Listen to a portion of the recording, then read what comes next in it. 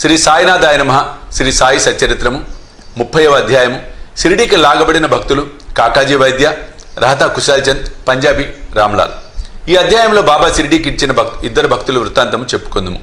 దయామయుడు భక్తవత్సలుడగు శ్రీ సాయికి నమస్కారం. వారు దర్శన మాత్రముననే భవసాగరమును తరింపజేసి మన ఆపదలను బాపెద్దరు. వారు నిర్గుణ స్వరూపులైనను భక్తులు కోరుటచే సగుణ స్వరూపము వహించిరి. భక్తుల ఆత్మ సాక్షాత్కారము కలిగించుటచే మహాత్ముల కర్తవ్యం. అది యోగేశ్వరుడైన సాయినాథునకు ముఖ్యతమైనది, తప్పనిసరైనది. వారి పాదములను ఆశ్రయించిన వారి పాపములెల్లా నశించును. అటువారి ప్రగతి నిశ్చయం. వారి పాదమును స్మరించుచు పుణ్యక్షేత్రముల నుండి బ్రాహ్మణులు వచ్చి వారి సన్నిధిలో వేదశాస్త్రములు పారాయణం చేసి గాయత్రి మంత్రమును జపించెదరు. దుర్బలులు పుణ్యహీనులు మొగడిచే భక్తి అనగానే మనకు తెలియదు, మనకింత మాత్రము తెలియను. ఇతరులను మనలను విడిచిపెట్టినప్పటికీ బాబా మాత్రం మనల్ని విడువరు. వారి కృపకు పాత్రులైన వారు కావలసినంత శక్తి, జ్ఞానము, నిత్యానిత్య వివేకములను పొందెదరు. భక్తుల కోరికలను పూర్తిగా గ్రహించి సాయి వాణిని నెరవేర్చును.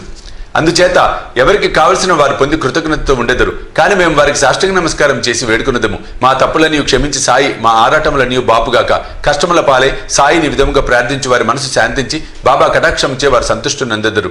దయా సముద్రుడకు సాయి కటాక్షించుడిచే హేమాడ్ పంత్ ఈ గ్రంథమును రాయగలిగినని చెప్పవచ్చును. లేకున్నచో తనకు గల యోగ్యత ఎంత, ఎవరింత కఠినమైన పనిని పూనుకొనగలరు? శ్రీ సాయి ఈ భారమంతయు వహించుడిచే హేమాడ్ పంత్కు కష్టము గాని శ్రమ గాని కానుకుండెను. తన వాక్కును కలమును కూడా ప్రేరేపించుటకు శక్తివంతమగు జ్ఞానమనే వెలుతురుండగా అతడు సంశయం గాని ఆరాటము గాని పొందనేలా.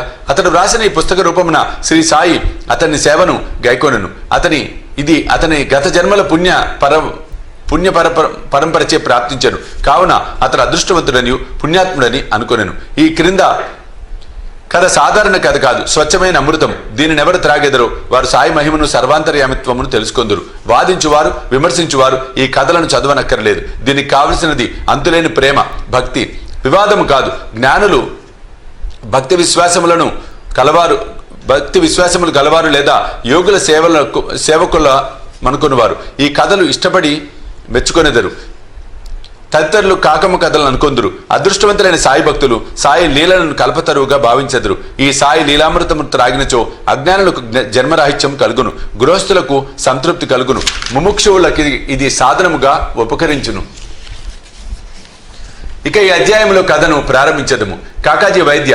నాసిక్ జిల్లా వనిలో కాకాజీ వైద్య అనేవాడు ఉండెను.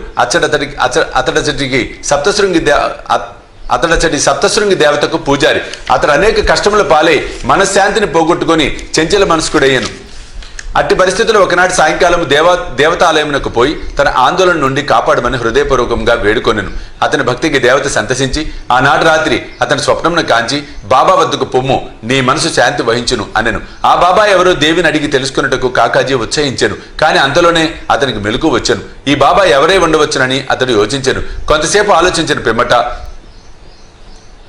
ఈ బాబా అంటే త్రయంబకేశ్వరుడు కావచ్చని పుణ్యస్థలముకు త్రయంబకమునకు వెళ్ళాను. అచ్చట 10 రోజులు ఉండెను. అభిషేకమును తదితర పూజలు కావించెను. అయినప్పటికీ మునుపటి వలె అశాంతిగా ఉండెను. పిమ్మటి స్వగ్రామంకు వచ్చి తిరిగి దేవతను వేడుకొనెను. ఆ రాత్రి ఆమె స్వప్నంలో కనిపించి అనవసరముగా త్రయంబకేశ్వరం ఎందుకు వెళ్ళినావు? బాబా అనగా షిరిడి సాయిబాబా అని అభిప్రాయం. షిరిడీకి పోవుటెట్లు, ఎప్పుడు పోవలను, బాబాను చూచుటెట్లు అని కాకాజీ మనోవ్యాకులతో పొందుచుండెను.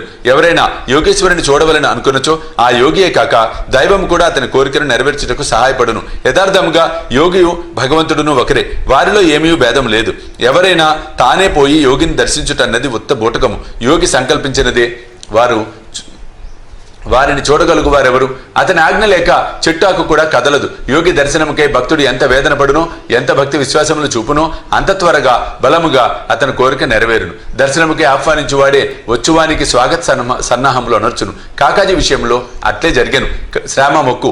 కాకాజీ షిరిడి పోవుటకు ఆలోచించుచుండగా ఒక అతిథి అతన్ని షిరిడికి తీసుకుని పోవుటకు అతనింటికే వచ్చాను. అతడెవరో కాదు, బాబాకు ముఖ్య భక్తుడు శ్యామయే. శ్యామ ఆ సమయంలో వనీకి ఎట్లు వచ్చానో చూద్దాము. శ్యామ బాల్యంలో జబ్బుపడినప్పుడు అతని తల్లి తమ గృహదేవత యొక్క వనిలోని సప్తశృంగికి జబ్బు నయము కాగానే నీ దర్శనమునకు వచ్చి బిడ్డను నీ పాదములపై పెట్టెదను అని మొక్కుకొనెను. కొన్ని సంవత్సరముల పిమ్మట ఆ తల్లి కుచములపై తామరం లేచి ఆమె మిక్కిలి బాధపడెను. తనకు నయమైనచో 2 వెండి కుచములు సమర్పించదనని అప్పుడు ఇంకొక మొక్కు మొక్కెను. కానీ ఈ 2 మొక్కులు కూడా ఆమె చెల్లించలేదు. ఆమె చనిపోయినప్పుడు ఈ సంగతి శ్యామకు చెప్పి 2 మొక్కులు చెల్లించు భారము అతనిపై వేచి మృతి చెందెను. శ్యామ కొన్నాళ్లకు ఆ మొక్కులను పూర్తిగా మరిచెను. ఇట్లు 30 సంవత్సరములు గడిచెను. అప్పట్లో సిరిడీలోని ఒక పేరు పొందిన జ్యోతిష్కుడు వచ్చి నెల దినములచట మకాము వేశాను. అతడు శ్రీమాన్ బూటి మొదలగు వారికి చెప్పిన భవిష్యత్తు సంతృప్తికరంగా ఉండెను. శ్యామ తమ్ముడు బాపాజీ జ్యోతిష పండితుని సంప్రదించగా అతడు తల్లి మొక్కులు చెల్లించకపోవడిచే వారికి కష్టములు సప్తశృంగి దేవత కలుగజేయుచున్నది అని అనెను. బాపాజీ ఈ సంగతి శ్యామకు చెప్పాను. అప్పుడు శ్యామకు సర్వము జ్ఞప్తికి వచ్చాను. ఇంకా ఆలస్యం చేసినచో హానికరమని ఎంచి శ్యామ ఒక కంసాలిని పిలిచి 2 వెండి కుచములు చేయించెను.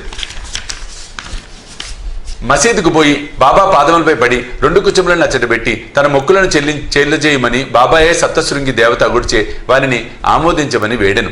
నీవు స్వయముగా పోయి సప్తశృంగి దేవతకు మొక్కును చెల్లింపుము అని బాబా నిర్బంధించెను. బాబా ఊదిని ఆశీర్వాదముగా పొంది శ్యామ వని పట్టణమునకు పోయెను. పూజారి ఇల్లు వెతుకుచూ తుదకు కాకాజీ ఇల్లు చేరెను. అప్పుడు కాకాజీ షిరిడీకి పోవలనని గొప్ప కుతూహలంతో ఉండెను. అట్టి సమయంలో శ్యామ వారింటికి వెళ్ళాను. ఇది ఎంతటి ఆశ్చర్యకరమైన కలయికయో చూడుడు. మీరెవరు, ఎచ్చటి నుండి వచ్చినారని కాకాజీ అడిగాను. మాది సిరిడి, నేను సప్తశృంగి దేవతకు మొక్కు చెల్లించుటకు ఇక్కడికి వచ్చాను అని శ్యామ చెప్పాను. సిరిడి నుంచి వచ్చానని తెలియగానే శ్యామను కాకాజీ కౌగలించుకొనెను. ప్రేమచే మైమరిచెను. వారు సాయిలీలల గురించి ముచ్చరించుకొనిరి. శ్యామ మొక్కులన్నీ చెల్లించిన పిమ్మట వారిద్దరూ సిరిడికి బయలుదేరి. సిరిడి చేరగానే కాకాజీ మసీదుకు పోయి బాబాను చూచి వారి పాదములపై పడెను. అతని కన్నులు కన్నీటితో నిండెను. అతని మనసు శాంతించెను. సప్తశృంగి దేవత స్వప్నంలో తెలియపరిచిన రీతిగా బాబాను చూడగానే అతని మనసులోని చంచలత్వము పోయి ప్రశాంతి వహించెను. కాకాజీ తన మనసులో ఇట్లా అనుకొనెను, ఏమీ ఈ అద్భుత శక్తి, బాబా ఏమీ పలకలేదు. ఉత్తర ప్రత్యుత్తరములు కూడా జరగలేదు. ఆశీర్వచనములనైనను పలుకలేదు. కేవలము వారి దర్శనమే సంతోషమునకు కారణమయ్యను. వారి దర్శన మాత్రముననే నా మనశ్చాంచల్యము పోయినది. అంతరంగమున ఆనందము ఉద్భవించినది. ఇది ఏ దర్శన భాగ్యము.